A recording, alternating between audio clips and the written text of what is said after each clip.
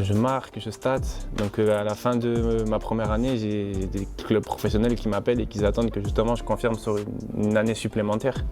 Et là je tire, je réussis. Je dirais que mon premier réflexe, c'est que je vais le checker à partir du moment la photo, vidéo, etc.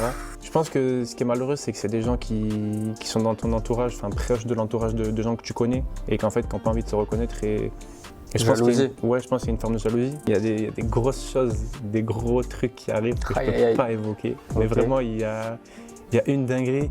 Et puis tu as dit que ça joue bien au foot ou c'est que de la frappe? Ah, ça joue pas mal, hein. Attention. Il n'y a pas d'enjeu là. Pas d'enjeu. Tu veux des problèmes dans la vidéo.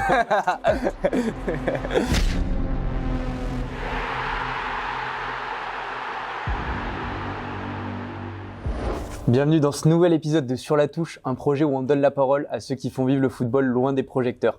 Donc aujourd'hui, on a la chance d'être accueillis par le club du SAM. Donc merci beaucoup de nous accueillir dans vos locaux, c'est très sympa, c'est un club emblématique de la région.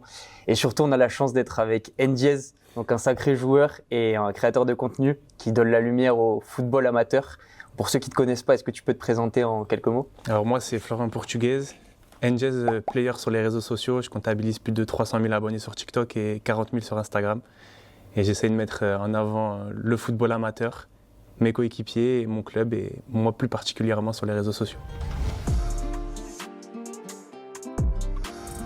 Merci d'être avec nous aujourd'hui. Tradition oblige, je t'ai demandé d'apporter un objet qui avait une symbolique particulière pour toi, qui représente ton lien avec le football. Est-ce que tu peux nous en parler? Alors c'est, pour ceux qui me connaissent, ils vont savoir, c'est le maillot de Porto de plus précisément Quaresma. Incroyable celui-là. Quaresma, c'est un des joueurs qui m'a fait aimer le football. C'est mon joueur préféré, c'est mon joueur emblématique. Quand j'étais jeune, j'ai toujours voulu lui ressembler. Les extérieurs du pied, les coups du foulard, tout ça. Et moi, c'est un maillot qui d'habitude est encadré chez moi. Okay. Je ne le sors pas. Et là, justement, pour vous, je l'ai sorti parce que moi, il représente beaucoup de choses, ce joueur. Et incroyable, et merci de l'avoir sorti. Donc ça tape les petits extérieurs sur TikTok, c'est pour ça. Les extérieurs, les coups du foulard, tout ça vient de là depuis tout petit. Moi, en plus, mes origines veulent aussi portugais, donc forcément, moi, quand je le vois, je suis... Incroyable, merci de l'avoir sorti, en tout cas, ça fait plaisir. Et donc on va commencer la première partie, donc on appelle ça l'entrée sur le terrain. Okay. On va essayer d'aller un peu plus loin sur ton lien avec le football. Comment ça a commencé? Est-ce que tu te rappelles ton club? Où est-ce que tu as démarré? En fait, c'est tout bête, mais moi j'habitais dans un petit village qui s'appelait Barbery-Saint-Sulpice. Du coup, pour ceux qui ne connaissent pas, c'est vers Troyes, dans le nord-est de la France. Et en fait, il n'y avait pas de club. Et en fait, on était plusieurs copains très jeunes à vouloir jouer au football. Et des parents ont monté un petit club comme ça, de village. Et il n'y avait pas de ce qu'on appelait débutants à l'époque. Il n'y avait pas de débutants, donc je dirais que moi j'ai sauté des catégories. J'étais déjà un jeune poussin. Et voilà, j'ai commencé comme ça le football, dans des petits clubs de village, un petit peu à gauche, à droite. Et au final, j'en suis là où je suis aujourd'hui, avec des multiples passages à droite et à gauche. Et voilà. Et tu jouais quel poste? J'ai toujours joué attaquant, j'ai toujours voulu marquer des buts. Sur le rimpé, marquer des buts. Il y a que ça qui m'a toujours intéressé, les gestes techniques, tout ça. Moi, j'ai toujours été dans ça depuis tout petit.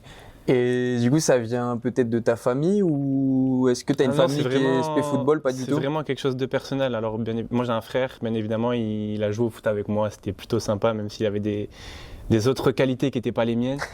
Mais voilà, après, mes deux parents, ils n'étaient pas vraiment initiés football. Okay. Moi, je les ai initiés là-dedans totalement. Parce que voilà, depuis tout petit, je tire dans n'importe quoi. J'ai toujours kiffé ça, le football. Et c'est quoi l'équipe qui t'a fait kiffer, qui t'a donné envie de rentrer sur le terrain? Moi, ça a commencé avec Marseille, avec l'Olympique de Marseille. Ça a toujours été ça. Et après, il y a eu les autres clubs un petit peu à gauche, à droite. Porto, le Barça, ces clubs-là un petit peu mythiques. Mais le cœur bleu et blanc. Ouais, le cœur, il est totalement marseillais à 100%. Ok, incroyable. Ok, et j'aimerais bien savoir aussi, au niveau de ta carrière, tu as fait 2 saisons en N2, groupe N2, ce que tu précises sur TikTok. Exactement. C'est quand même un niveau assez exigeant, où tu as quand même une sacrée dose d'entraînement. Ouais. Toi, comment tu l'as vécu? C'était quoi ton quotidien? Alors, moi, j'arrivais à ce moment-là de DH, donc j'étais à Cestas, il y avait 3 entraînements par semaine, et encore des fois, il arrivait qu'on n'avait que 2. Donc, quand j'arrive dans un quotidien où des fois, il y a 2 entraînements par jour, avec matin et le soir, ça change. Ça change totalement. Des fois même, pour vous donner des anecdotes, le coach, il a envoyé un message le soir, il me disait « Flo, t'es pas convié le lendemain à l'entraînement ». Et le matin, à 7h, il disait « Flo, finalement, j'ai besoin de toi ». Donc, faut être s'adapter. Ouais, voilà, faut s'adapter, faut être prêt à n'importe quoi et la charge de travail, ça devient pas la même. Mais on s'adapte rapidement et en plus de ça, quand on a des joueurs qui sont vraiment talentueux et même humainement qui sont là et qui sont prêts à t'accompagner dans tout parce que tu arrives dans un endroit que tu connais pas et qu'en plus de ça, tu es vraiment jeune et que tu es un peu esselé, tu es tout seul, bah, tu t'adaptes vite et au fur et à mesure, bah, tu commences à jouer et à prendre quelques minutes un petit peu à gauche, à droite. Et en plus de ça, j'ai eu la chance de pouvoir marquer, même si ça restera mon seul but à ce niveau-là. Mais ça reste une expérience que bah, pour moi, c'est mes meilleures années de football là-bas. Quand tu vis du football et que tu fais ça tous les jours, bah, c'est ce qu'on a tous rêvé à une échelle qui peut être plus importante ou non, mais juste de pouvoir vivre un moment donné de sa passion, c'est quelque chose qui est exceptionnel. Donc toi, tu l'as bien vécu parce que je sais qu'il y a des personnes qui jouent à ce niveau et qui, en fait, soit sont dégoûtées du foot parce que c'est pas du tout ce à quoi elles s'attendaient, ou soit ça marche bien pour elles et alors là, elles kiffent encore plus. En fait, c'est paradoxal parce que j'ai eu 2 années un peu différentes, mais en fait, en termes de globalité, quand on est jeune, on a envie je pense, d'aspirer à vivre de sa passion, à juste se lever et aller jouer au football. Il y a des métiers qui sont beaucoup plus compliqués. Bien sûr. Donc il faut quand même avoir une certaine échelle par rapport à ça. Et je me dis que même si voilà, j'ai eu une 2e année qui était plus compliquée que la première, où j'ai eu moins de temps de jeu, où avec le coach ça s'est moins bien passé, j'étais même pour un certain niveau, j'ai quand même été payé à jouer au football. Et je pense que rien que ça, il faut quand même que je le garde en tête. Parce que j'oublie pas d'où je viens aussi et que c'est des moments très compliqués dans ma jeunesse dans le terme de football. Donc je sais d'où je viens et j'ai été très fier d'avoir ce petit parcours-là. Bah, c'est incroyable de garder ce recul, c'est pas donné à tout le monde. Ouais, il faut l'avoir je pense, parce que sinon après, faut éviter d'avoir des regrets, des remords, parce que sinon après bah, tu te dis bah, peut-être que, tu vois. Bien sûr. Mais au final, j'ai fait des choses que bah, peut-être beaucoup ne feront pas, ou alors que d'autres feront peut-être en mieux et c'est ce que je leur souhaite, mais juste d'avoir pu avoir ma propre expérience. Ça me va, tu vois. Enfin, même si, tu vois, j'aurais peut-être pu faire encore mieux, mais d'avoir eu à un moment donné cette chance-là, j'en suis content, tu vois. Bah, c'est très bien. Mais pareil, à ce niveau-là, j'imagine que tu étais à un top niveau, tu te dis, à un moment donné, peut-être que ça va le faire, peut-être que je vais passer footballeur. Je suis sûr que cette idée, elle est passée. Après ma première année, il y a eu pas mal d'échanges de contacts parce que j'arrive à 19-20 ans, je commence à prendre des minutes en N2 contre des grosses écuries. Je marque, je state. Donc à la fin de ma première année, j'ai des clubs professionnels qui m'appellent et qui attendent que justement je confirme sur une année supplémentaire. Tu peux citer des noms ou c'est compliqué? On préfère garder un petit peu le secret, tu vois. Okay, je comprends. Mais j'avais des top clubs français parce que depuis tout jeune, ils me suivaient et ils attendaient un petit peu justement de la confirmation parce que c'est facile de faire 3-4 matchs, mais sur une saison à ce niveau-là, c'est beaucoup plus complexe. Et malheureusement, j'ai fait 4-5 matchs avec la N2 directement l'année qui suit. Et après, plus rien, plus de son, plus d'image. C'est ma faute, c'est la faute de beaucoup de choses, mais je le regrette pas, tu vois. Mais j'aurais pu à un moment donné aspirer à des belles choses et je me suis un peu mis des bâtons dans les roues tout seul. Et après, la suite a fait que je suis là où je suis aujourd'hui. Je comprends. Et on sait que tu as un super niveau. Est-ce que pour toi, le fait de ne pas être passé pro, c'est en lien avec ton niveau? Tu as un super niveau, mais ce niveau-là n'était pas forcément adéquat pour un niveau supérieur. C'est une question de timing, autre chose? En fait, je dirais que c'est assez compliqué. Parce que je pense que ma première année d'N2, je pense que je suis à un niveau que je n'atteindrai plus après. Parce que j'étais dans un environnement où, comme je t'ai dit, les gens ils me poussaient à être la meilleure version de moi-même. Que ce soit avec la R1 à Bergerac, justement, ou la N2, quand je jouais, franchement, pour moi, je faisais mes meilleurs matchs. Je pense qu'à ce moment-là, j'aurais pu peut-être aspirer à des meilleures choses. Le problème, c'est qu'à ce moment-là, en National 2, ça tourne, on joue la montée en N1. Et les joueurs qui sont à mon poste, pour citer Baïdja, Terence Pinto, Sébastien Bouskara, Damien Mayenga, c'est des joueurs qui ont eu des carrières ou qui ont des carrières exceptionnelles. C'est compliqué à ce moment-là, surtout que eux, physiquement, quand tu es au top de ta forme, c'est des joueurs, c'est compliqué de les sortir. Donc, quand tu arrives avec ces mecs-là et tu essayes un peu de gratter ta place, c'est compliqué, tu vois.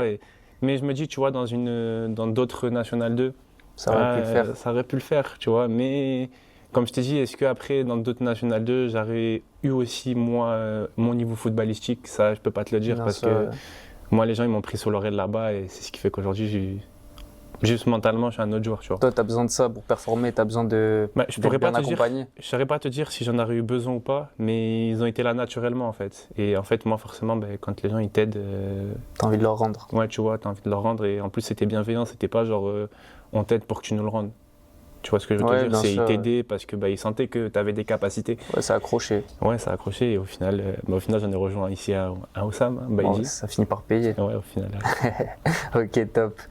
Et avec toutes tes expériences, tu as accumulé les matchs, tu as notamment joué contre des sacrées équipes, Niort, Laval, pour citer que ces grosses écuries. Ouais. Est-ce que quand tu joues contre ces équipes-là, tu sens une différence? En fait, ce qui est dur à expliquer, c'est que plus tu joues des équipes hautes, et en fait, plus tu as le temps de jouer, entre guillemets. Il y a un niveau technique, tactique, physique, enfin tout ce que tu veux qui diffère. Moi, ce que j'ai ressenti, c'est en fait, il faut juste être meilleur dans les 30 mètres. Que ce soit offensif ou défensif, il y a des justesses à avoir. Plus efficace. Ouais, il y a un niveau physique qui est différent. Après, sur le reste, sur un match, tu vois, tu peux être archi talentueux et il peut se passer plein de choses. Mais sur la constance, pour moi, c'est ces qualités-là qui diffèrent. Il y a tellement d'espace sur qualité technique, physique, etc. Il y a trop d'écart à ce niveau-là, tu vois. Mais sur un match, il y a beaucoup de choses qui peuvent se passer. On l'a vu. Oui. On l'a vu. Vous avez accroché récemment Laval 0-0. C'est ça, ouais. Bon, ça finit pas comme on l'aurait tous souhaité. Non, c'est sûr, mais c'est une expérience incroyable que personne n'oubliera, je pense. Bien sûr. Et justement, sur ces matchs-là, donc que ce soit là, peut-être que tu vas me parler de Laval, c'est plus récent. Est-ce que tu gardes une image, une action, quelque chose en tête, même peut-être hors football, qui t'a marqué, que tu garderas en souvenir? Je pense que par rapport à Laval, c'est l'image qu'il faut garder, c'est que ça a été un tour qui a été historique pour le club. Il n'avait jamais reçu de club professionnel, il n'avait jamais été à ce niveau-là. Et quand on voit le contexte global d'avoir rassemblé plus de 4000 personnes pour voir ce match-là, qu'en plus de ça, il y a une certaine diffusion, je pense que l'image positive qu'on a renvoyée, c'est l'image la plus importante. Après, le score, il est ce qu'il est, tu vois. Le contenu qu'on a mis sur le terrain, il a été ce qu'il a été. Mais juste l'image, renvoyer quelque chose de positif et que les gens, quand ils te regardent, ils sont fiers de toi. Je pense que pour moi, c'est la meilleure image qu'il y a à retenir de ça. C'est le plus important, c'est cette fierté-là de sentir que les gens, tes proches, etc., ils sont fiers de toi. Je pense que c'est la meilleure des sensations. C'est plus beau, c'est incroyable. Non, il n'y a pas c'est rien à dire là-dessus. Ouais, franchement, c'est la meilleure sensation possible. Ouais, d'accord. C'est sûr. Donc, tu as vécu tous ces matchs-là, mais tu as quand même changé beaucoup de fois de club. Ouais. Est-ce que tu peux nous expliquer pourquoi ces changements de club, est-ce qu'il y a des raisons? Dans le monde senior, j'ai fait pas mal de clubs. Donc, comme je t'ai dit, j'ai fait Cestas. Après, j'ai été sollicité par plusieurs clubs de National 3-2, dont Bergerac, où j'ai décidé de partir. Ma deuxième année de Bergerac, le coach et le club décident de se séparer de moi. Sauf si je veux rester pour l'équipe réserve. Sauf qu'à ce moment-là, jouer dans une équipe réserve, moi, ça ne m'intéresse pas forcément. Et je signais à Libourne. Okay. Libourne en fait une montée en N3, mais c'est la saison du Covid en même temps. Donc eux, aussi, par rapport au contrat que j'avais à ce moment-là, parce que j'étais en fédéral, ils décident de se séparer de moi. Parce que pour diverses raisons, même si je comprends pas forcément encore à l'heure d'aujourd'hui, tu vois. Mais après, je l'entends, toutes les choses qu'ils peuvent dire. Je signe à Vinlave, re-saison du Covid. Et là, moi, j'attends un enfant, j'attends mon petit garçon. Et là, il me faut vraiment quelque chose de concret, il me faut un travail à ce moment-là. Donc, je signe à Talence en Régional 2 et il y a des promesses de travail qui sont pas tenues, tu vois, malheureusement. Mais après, ça, c'est les aléas de la saison. Sur la saison, j'ai une accroche avec le coach. C'est comme ça peut se passer un petit peu partout, mais c'est une accroche un peu sévère, tu vois. Et à ce moment-là, moi, j'ai ma vie de famille et comme je le dis très souvent, il n'y a personne qui va niquer mon plaisir, tu vois. Et moi, c'est quelque chose que j'ai besoin de garder en moi, tu vois. Et je vais en foot, c'est pour prendre du plaisir. Sinon, tu vois, je serais parti dans d'autres clubs et j'ai arrêté de chercher de l'argent et je suis pas dans ça, tu vois. Donc, je quitte Talence et j'arrive à Mérignac en cours de fin de saison même. Et à ce moment-là, en plus, il y a plein de choses qui se passent à Mérignac. Il y a Arla qui décide de changer la présidence, le coach, etc.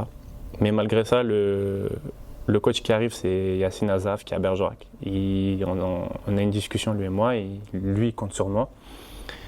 Et ça se passe très très bien avec lui, franchement. C'est aussi une de mes meilleures années de football. Et lui, il a l'opportunité de signer en N2. La saison se passe, on ne monte pas en N3 pour un malheureux point, malheureusement. On a vu ça.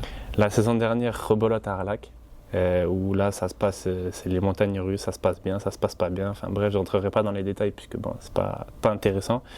Je décide de quitter le club et je me retrouve au SAM où franchement, je retrouve du football, je retrouve du plaisir, des gens que j'apprécie. Donc forcément, derrière, tout qui s'ensuit, tu vois, le football, tout ça. Donc c'est un peu, tu vois, si je devrais te faire un résumé, c'est un peu une question de plaisir, chercher un endroit où il n'y aura pas forcément d'argent, mais que je vais prendre du plaisir à jouer au foot sans trouver des atomes crochus avec les gens.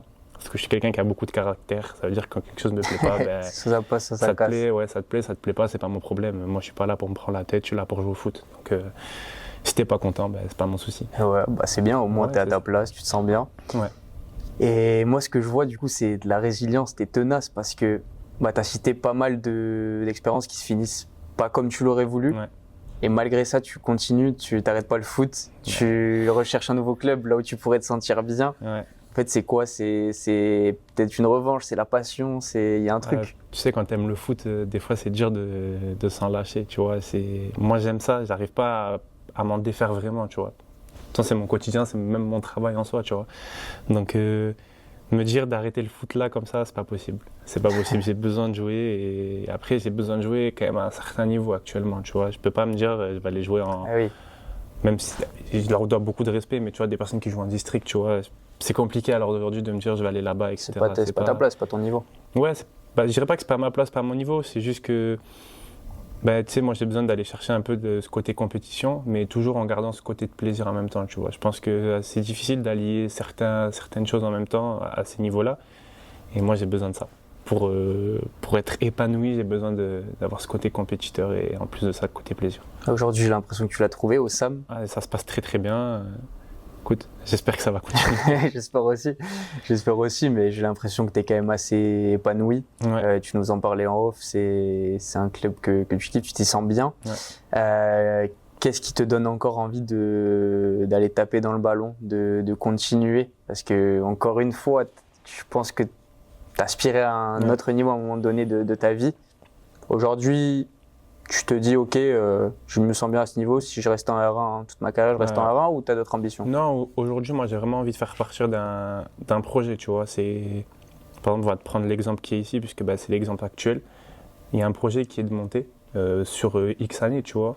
Et si moi, je peux faire partie de ça faire partie d'une histoire, en fait, c'est quelque chose d'important. Tu vois, aujourd'hui, aller dans un club de la région pour une somme d'argent, je pense pas que ce soit hyper intéressant en termes tu vois, de vécu que j'ai pu avoir. Je pense pas que c'est la meilleure des choses, alors que faire partie d'une histoire sur la longue durée et par rapport aux gens avec lesquels tu joues, je pense que c'est important, ça permet de lier certaines amitiés, etc. Et je pense qu'aujourd'hui c'est important, rien que pour moi, de pouvoir vivre ce genre d'aventure. Et c'est un challenge que je me suis donné aussi, c'est de faire partie de quelque chose de fort. Ça l'a été cette saison déjà rien qu'avec la Coupe de France, mais tu vois, ça reste que ça, c'est qu'une partie de la saison et j'ai envie de faire quelque chose de plus grand. Et si ça peut être à la fin de la saison ou dans 2 ou 3 ans dans ce club-là, moi, il n'y a pas de souci, c'est vraiment quelque chose à pérenniser ici et j'espère que ça se passera bien. C'est beau, j'espère aussi. J'espère aussi, tu vois. Et sur toute ta carrière footballistique, on a parlé de tes gros matchs, on a parlé de tes clubs. Ouais. Si tu devais retenir, et ça va être dur, juste un moment, quelque chose, tu dois partir avec un moment en lien avec le football, ce serait quoi? C'est dur. Ah, je sais. Je te dirais mon premier but en N2 quand même. Parce que tu vois, j'avais toute ma famille qui était présente à ce match-là. Et je donne la victoire en plus. Magnifique. Et tu vois, de sortir la satisfaction de ma famille qui est présente en tribune. Et même des gens, mes amis proches de Bergerac qui étaient joueurs, qui n'étaient même pas là et qui, quand j'ai marqué, se sont levés de la tribune pour me féliciter avec le coach, etc. Tu vois, juste cette sensation-là de me dire beau. Ça. Ouais, franchement, c'est quelque chose, tu vois, c'est pas facile à oublier, tu vois. Ouais, je pense que c'est quand même un contexte où tu as la pression, tu veux jouer. Ouais, et là, tu veux jouer et tu marques ton but. Et devant tout le monde, c'est beau. Voilà, j'ai 19 ans, je vois, il y a tout ça. D'ailleurs, il y a plein de belles choses qui se passent et qui vont se passer. Aussi. Ouais, voilà. Et je peux pas oublier ce but-là, même si voilà, les gens diront ouais, c'est facile de marquer un but à ce niveau-là aujourd'hui. Enfin bref, tu vois, il y a beaucoup de, Ça il y a parle, beaucoup de faut le choses, faire. mais tu vois, quand tu arrives d'où je viens, c'est magnifique d'en arriver là aujourd'hui. Bah, c'est beau, c'est beau, c'est beau. On va passer à la partie d'après, donc la partie super sub. Ok. C'est la partie où on parle d'une spécificité de l'invité. Ok. Pour toi, comme tu le sais, c'est la création de contenu. Ouais. En plus d'être un sacré joueur, tu contribues, et c'est pour ça qu'on t'a contacté, à mettre en avant le football amateur. Ouais. Et c'est très beau. Est-ce que tu peux me parler de là où ça a commencé? Quand est-ce que tu t'es dit, ok, est-ce que tu y as réfléchi d'ailleurs? Alors, comment ça a commencé? Ça a commencé il y a 3 ans. J'ai mis une vidéo comme ça sur TikTok où je rentre contre Saint-Etienne, la réserve. Et je me réveille le lendemain ou 2 jours après, je sais plus exactement, je vois elle a dépassé les millions de vues. Et je vois un petit peu les commentaires s'affoler, etc. Et je réponds aux commentaires avec d'autres vidéos où moi en train de jouer. Et les gens, ils sont plutôt bienveillants, ils disent que j'ai un bon niveau, etc. Donc en fait, à partir de là, j'ai commencé à mettre des vidéos régulièrement. Je suis parti faire des défis avec un collègue, Nathanaël Rockets, pour ceux qui ont suivi depuis le début, ils s'en souviendront. Et au fur et à mesure des choses, j'ai commencé à faire mes vidéos dans mon club à Talence. Les gens ils ont bien aimé mes avant-matchs, mes résumés de matchs. Je suis arrivé à Arlac, j'ai continué à plus qualitativement de mettre les choses en place. J'ai fait toutes mes 2 saisons et les compteurs ils sont affolés. À partir de là, j'ai fait des événements incroyables. Je suis parti à Paris, j'ai vu Neymar, je suis parti à Milan, j'ai vu Théo Hernandez. J'ai fini champion du monde Puma à Londres avec l'équipe de France. Et encore, il y a plein de choses que je peux pas vous dire qui arrivent, mais il y a vraiment des choses folles. Ouais, grâce à ça. grâce au réseau. Et puis aujourd'hui, avec Valentin, pour ceux qui nous suivent, on affole les millions de vues quasiment toutes les semaines sur des défis football qu'on réussit et qu'on réussit pas parce que mine de rien, les gens ils aiment bien quand on fait n'importe quoi avec une petite touche d'humour. Mais aujourd'hui, voilà, en étant parti de rien et d'une vidéo comme ça au hasard, on a affolé des compteurs et je pensais pas un jour en arriver là. C'était pas calculé? Non, c'était pas calculé, franchement. J'ai toujours aimé les réseaux, mais je pensais pas qu'à un moment donné, il y avoir cette exposition-là. Donc j'en suis content aujourd'hui, puisque c'est vivre de sa passion au final. C'est beau, il n'y a pas plus beau de se lever le matin et de vivre de ce qu'on aime. T'as pas l'impression de travailler. Non, clairement pas, non. Et dans tes vidéos, donc tu l'as dit, il y a de l'humour. Ouais. Mais ce que j'ai remarqué, c'est qu'il y a aussi beaucoup d'authenticité, de respect, et il y a même un message parfois derrière. C'est calculé ou c'est juste ta personnalité? C'est pas vraiment calculé. Après, des fois, forcément, j'y mets une touche où je réfléchis un peu plus à ce que je veux dire. Parce que l'interprétation, je pense qu'elle est importante, puisqu'il y a une certaine image à avoir. Je peux pas avoir l'image de quelqu'un qui se prend pour un autre, etc. Parce que c'est pas ce que je recherche, c'est pas qui je suis. Mais forcément, des fois, on a toujours envie de transmettre des messages, surtout aux plus jeunes que nous, quand on a vécu certaines expériences, quelles qu'elles soient. Je pense que c'est important de transmettre quelque chose de bienveillant. Sinon, avoir une exposition, pour moi, ça sert à rien. C'est juste bon à se faire kiffer personnellement. Et des fois, en plus de ça, on expose des choses qui ne sont même pas la réalité. Et je pense que c'est dommage de montrer cette facette-là. Donc je pense que c'est important de transmettre un petit truc, surtout aux plus jeunes. Très bien. Sur TikTok, tu es dans une petite brèche, donc le secteur footballistique qui est quand même très concurrentiel. Ouais. Il y a beaucoup de TikTokers. Ouais. Tu sors quand même du contenu régulièrement, différent. Comment tu fais pour te détacher de ces autres TikTokers? Est-ce que tu collabores avec d'autres TikTokers? Tu as des liens? Ça se passe comment? Aujourd'hui, forcément, on va dire les premiers TikTokers foot, on est tous en contact ensemble. On se connaît tous, on va dire on est les plus gros comptes actuels, que ce soit Pichadjik, Ashraf, Valentin Liénard, Mehdi Zouari, pour citer que, tu vois, on est tous en contact ensemble. Après, bien sûr, il y a plus d'affinité avec certains qu'avec d'autres, donc il y a une certaine fluidité pour tourner ensemble. Comment on se détache? Enfin, à peu près tous la même chose. Après, je pense que c'est le personnage qui fait que les gens ils accrochent ou qu'ils accrochent pas. Tu vois, par exemple, ce que font Pichadjik, leur frappe, je pense que c'est les meilleurs dans leur domaine. Meilleurs que toi? C'est trop fort. Non, franchement, ça claque des vraies frappes. Ouais, c'est vraiment très très fort pour les avoir vus en tournage, c'est exceptionnel. Mais tu vois, au final, on le fait tous parce que aller faire des frappes, au final, on kiffe faire ça, tu vois, c'est tranquille. Ou alors ce que te fait Valentin ou Ashraf, mettre leur match, tu vois, par exemple sur YouTube, etc., et reprendre des séquences, les mettre sur TikTok. On le fait aussi tous parce que les gens, ils aiment bien suivre tes saisons. Mais comme je te dis, après, c'est l'authenticité de ta personne qui fait que les gens, ils vont accrocher ou non, tu vois. Ou alors quand tu vas avoir des fulgurances techniques, comme peut avoir Mehdi Zouaré avec ses célèbres coups du foulard.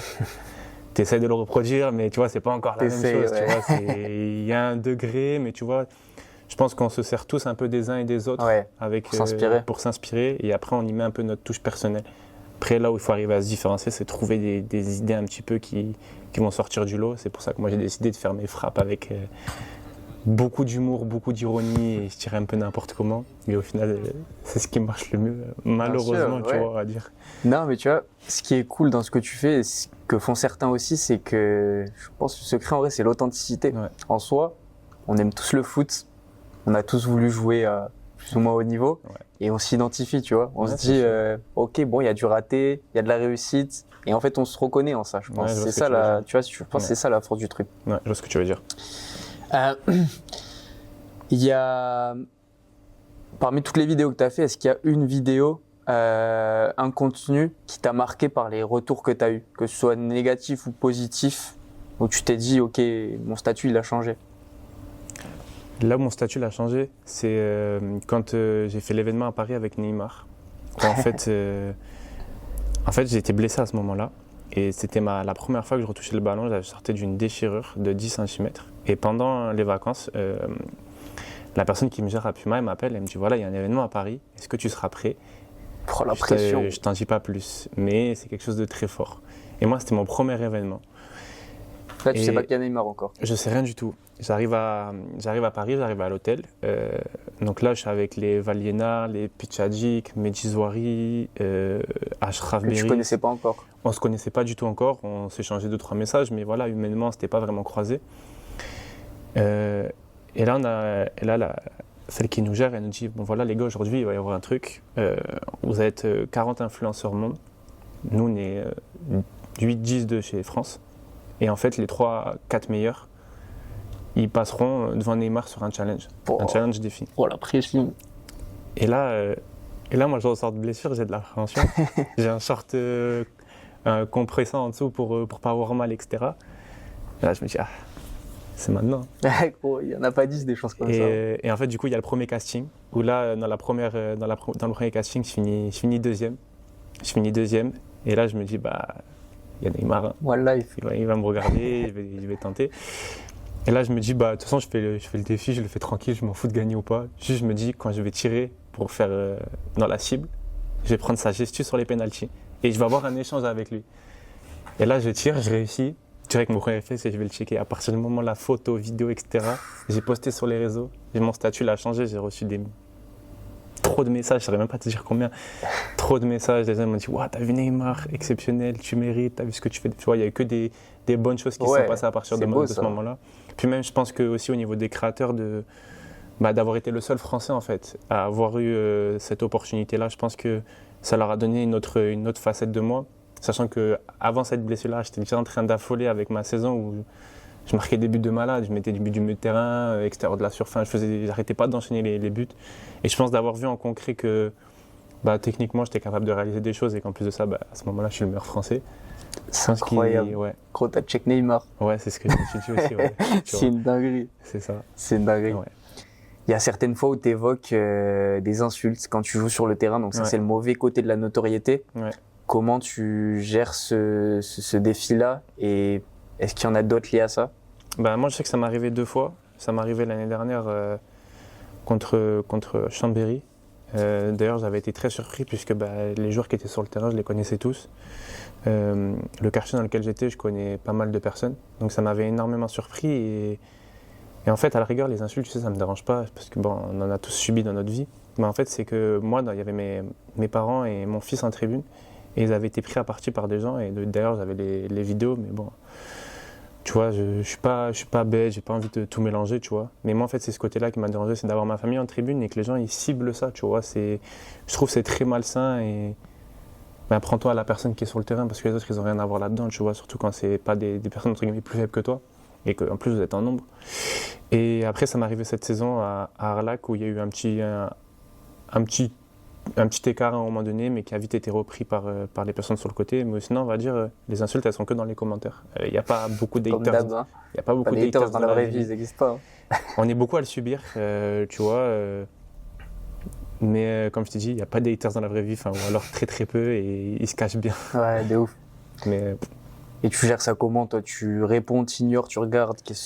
moi, je les vois, les commentaires. Ouais. De toute façon, généralement, c'est toujours les mêmes comptes. Tu vois, c'est pas. Bizarrement, tu sais, c'est des users avec plein de chiffres à la suite. Il n'y a pas de photos. Des mecs reconnaissables dans la vraie vie, quoi. Ouais, voilà, tu vois, je pense que ce qui est malheureux, c'est que c'est des gens qui sont dans ton entourage, proche de l'entourage de gens que tu connais, et qu'en fait, qui n'ont pas envie de se reconnaître. Et je pense Jalousie. je pense qu'il y a une forme de jalousie. Mais après, il y a une phrase qu'on m'a dit, c'est quand il y a des haters, c'est que tu as réussi.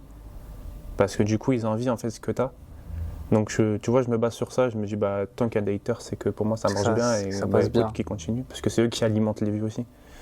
Donc, tant pis pour eux et tant mieux pour moi. Clairement, parfait que ça continue. Hein. Continuez les haters. On a parlé de la suite niveau football, là où tu te voyais, les perspectives futures. C'est comment au niveau création de contenu? Est-ce que tu as des projets ces prochaines années? Est-ce que d'ailleurs tu veux continuer de produire? Il y a des grosses choses, des gros trucs qui arrivent que je ne peux pas évoquer. Mais Ok. vraiment, il y a une dinguerie qui va arriver. Je peux pas en parler, mais je pense que ce sera le meilleur event de l'année. Oh, reste à l'affût. Hein. Et après, forcément, en termes de création de contenu, j'ai envie de continuer mes vidéos, tu vois, à être encore plus fort dans la frappe, essayer de rivaliser les pitchs, tu vois. C'est faisable? Ouais, c'est faisable parce que quand tu vois ce qu'ils font, en fait, quand tu vois ce qu'ils sont devenus et d'où ils sont partis, tu vois, je pense que tous les créateurs foot, on les en fait un petit peu, tu vois, sans mauvaise pensée, parce que ce sont des très belles personnes. Mais tu vois, quand tu vois où ils en sont aujourd'hui, que des grosses personnalités les reconnaissent, quand tu vois ce qu'ils font, qui ils sont. C'est un parcours de ouf. Ouais, tu vois, et en plus de ça, comme je t'ai dit, c'est des gars, ils sont vraiment au top et ils méritent ce qui leur arrive. Donc moi, je te mens pas, tu vois, je m'inspire un peu de ce qu'ils font. Parce que, comme je t'ai dit, moi, rien que leur frappe, etc., c'est ce que je fais aussi. Donc, si je peux les concurrencer, on va pas se gêner. Hein. On va vraiment pas se gêner. Et puis tu as dit que ça joue bien au foot ou c'est que de la frappe? Ah, ça joue pas mal, hein. Attention. Hein. Surtout Chips qui avait un sacré niveau. Ouais. Vicos, c'est une technique de frappe, on va dire. Après, j'ai pas eu la chance de vraiment le voir. Plus que la plupart des gens qui jouent au foot. Oui, voilà. Après, je pense qu'il a un bon petit niveau. Tu vois, j'ai pas vraiment eu l'occasion lui de le voir jouer sur un terrain, mais Chips, je sais qu'en termes qualité football, il y a rien à dire là-dessus. En tout cas, contenu de ouf aussi. Ouais, contenu de ouf. Très bien.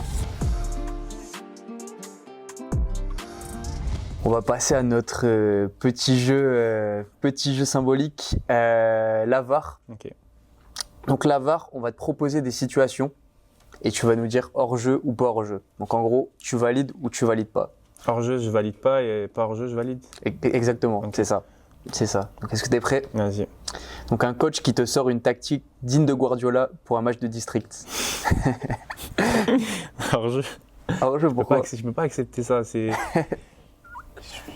Chacun doit être là où il doit être. Tu vois ce que je veux te dire? Je pense que les joueurs en face, ils vont se dire, mais attends, mais qu'est-ce qu'il nous raconte? On a tous vécu des trucs comme ça. Laisse-nous jouer, tu vois. Je pense que allez, c'est bon, laissez-nous kiffer. On fait ce qu'on a à faire et on verra bien comment ça se passe à la fin. Tu vas pas me sortir une technique Guardiola, là, que ça se trouve en face. Même eux, ils vont rien comprendre. De ouf. Non, De ouais, ouf. je peux pas accepter ça. Ok, donc hors-jeu. Un joueur amateur qui filme ses dribbles à l'échauffement, qui poste sur TikTok, mais qui passe le match sur le banc. Hors-jeu ou pas hors-jeu?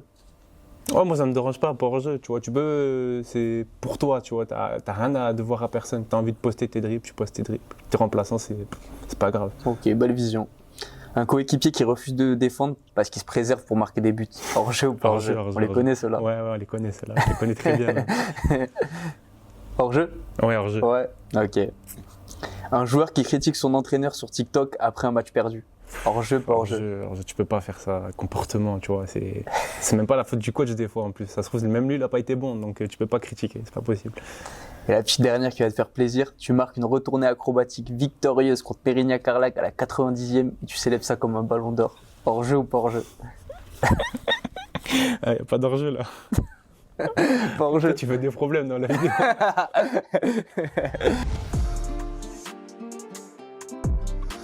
Donc NDS, on termine avec la dernière passe. Ok. C'est notre question signature. qui est-ce que tu aimerais voir sur la touche? Donc en d'autres termes, qui est-ce que tu aimerais voir venir raconter son histoire chez nous? Moi, j'aimerais bien voir Mehdi Zouari. Ok. Mehdi Zouari par rapport à ce qu'il est sur les réseaux, à son niveau footballistique, à sa carrière de football, à ce qu'il aspire. Parce que moi, j'en sais beaucoup, mais est-ce que vous savez? Pas beaucoup. Ah. Avec grand plaisir. Hein. Mehdi, si tu nous écoutes, t'es le bienvenu. Et en tout cas, merci NJ, c'était incroyable. C'était Franchement, un plaisir super pour moment moi. avec toi. Super aussi, Trop franchement, cool. J'ai beaucoup aimé partager ça avec vous. Mais merci. Et merci au Sam surtout, qui nous a accueillis aujourd'hui. Je te laisse le mot de la fin pour conclure. Les gars, vous connaissez, si vous avez kiffé la vidéo, likez, commentez et partagez. Ah. Surtout, n'oubliez pas de vous abonner.